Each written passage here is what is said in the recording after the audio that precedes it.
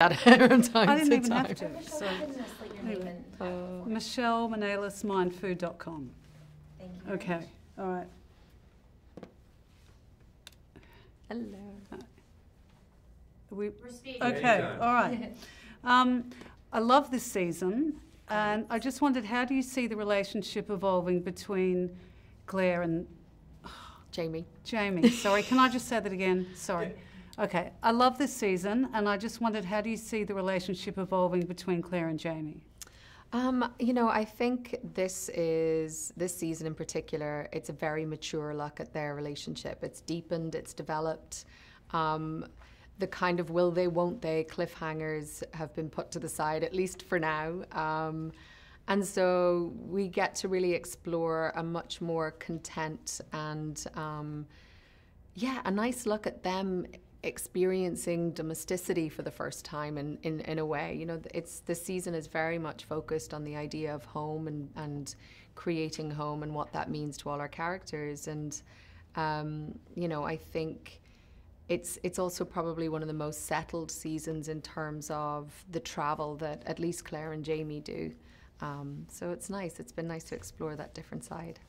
To what do you attribute the popularity of the show? Because it's obviously incredibly romantic, and the time travel aspect is great too. Yeah, you know, I think we have a huge debt to pay to Diana. You know, these books were so popular before we were even a twinkle in anyone's eye. So she's created this epic tale that it's just encompasses so many things, you know. Yes, it's got this aspirational romance, but it's also got politics and history and action. And I think that there's so many things that happen to these characters along the way that a lot of people find catharsis through that as well.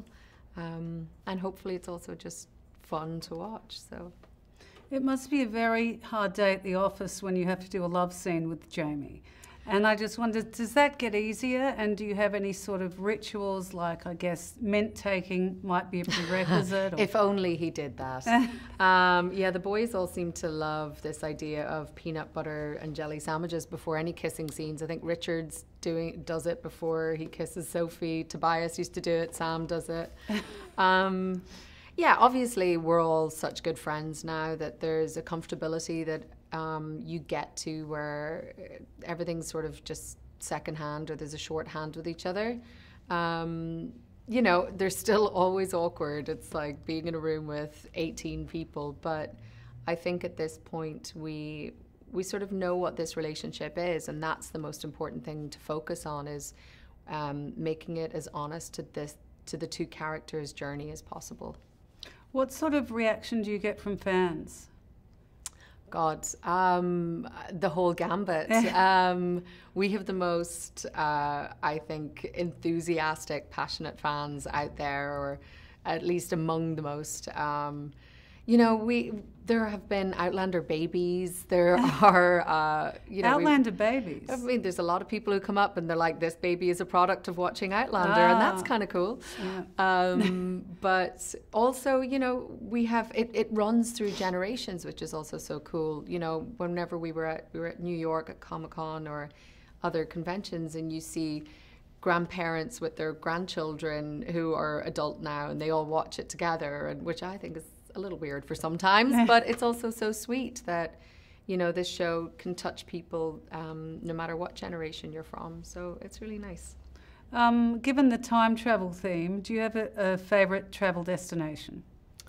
Oh, I have so many favourite travel destinations. I hope one of them might be Australia. Oh, I just went for the first time last Christmas and New Year, and I had the best time, and I think we're going to try and arrange a little Outlander thing there maybe next year, because apparently there's a lot of very passionate fans in Australia. Definitely. So I think we would like to go and do something there for them.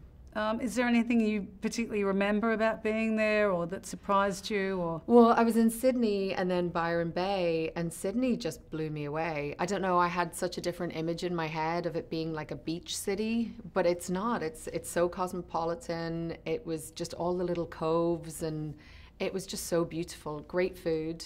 amazing food, great shopping, and everyone's really cool there. So yeah, I'm definitely going back. Great, thank All you. right, thank you, Michelle. Thanks.